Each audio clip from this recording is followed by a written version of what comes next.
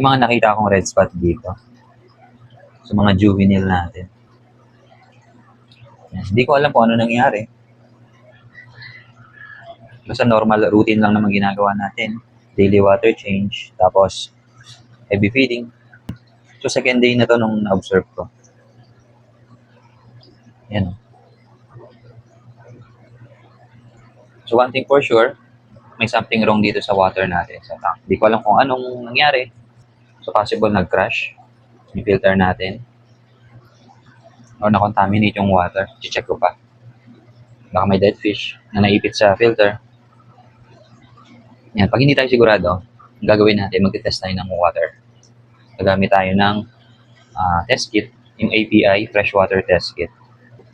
Bale, ito yung Freshwater Master Test Kit natin from API. Ito yung gagamitin natin.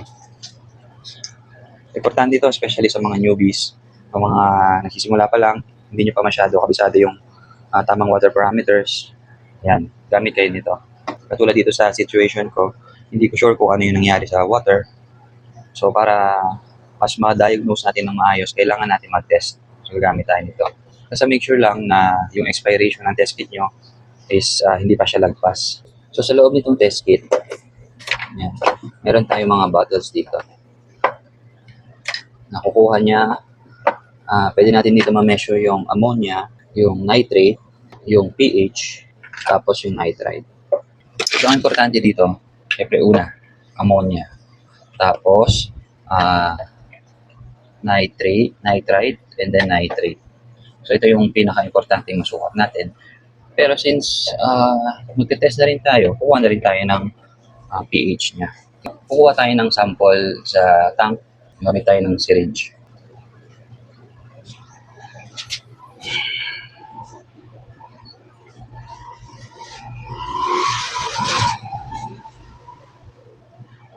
Pag nalagyan na natin ng water sample natin, pwede na tayong mag-start mag-drip or mag-drop.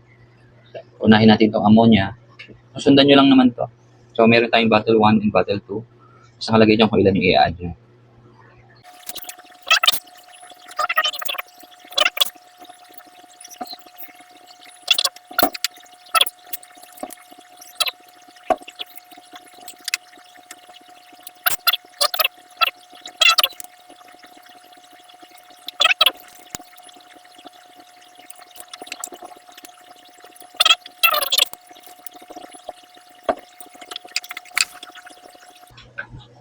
Yan, pag nakompleto na natin, dito natin siya titignan.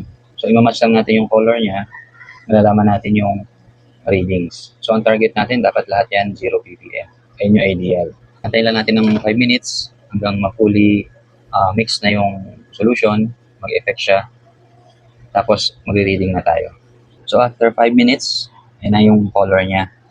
So, i-match na natin dito sa color, tapos translate natin kung ano ibig sabihin. So, unahin natin sa pH. Sa pH niya, nandito na siya sa high range. So sa goldfish kasi, ang pH na tolerable sa kanya is nasa 7 to 7.5. So sa tingin ko, ito okay pa to. Nandito tayo sa 7.8. Para sa akin, okay pa tong pH. So ito yung ammonia natin. So ayan yung color niya. So based sa color, nasa 0 ppm, which is good. Maganda yan. 0 ammonia tayo. Next, nitrite. Yan. Light blue. So, 0 nitrite din tayo. So, good yan. Next is yung nitrate. Ito sa nitrate, dito medyo alanganin tayo. Ayan, tingnan nyo. Dapat dilaw to eh. Para mag 0 ppm. So, kung titignan nyo, nasa, I think, in actual, ewan ko nakaka-capture sa video yung color. Dito siya sa, nasa 10 ppm siya. Mataas to. So, doon makikita natin mataas ang nitrate natin. So, ang gagawin natin, water change lang. Ibig sabihin, kulang yung water change natin. So, yung filter natin, o yung tank natin, na-convert niya naman yung ammonia and nitrite into nitrate. Toxic kasi ito eh, yung ammonia and nitrite. So, itong nitrate, toxic to sa level na 10 ppm ang pababa, pataas yan. So, hanggang 160 ppm. So, problema dito pag hindi ka masyado nag-water change. Parang naalala ko kasi nag-skip ako ng isang araw ng water change kaya siguro nag-spike yung nitrate niya.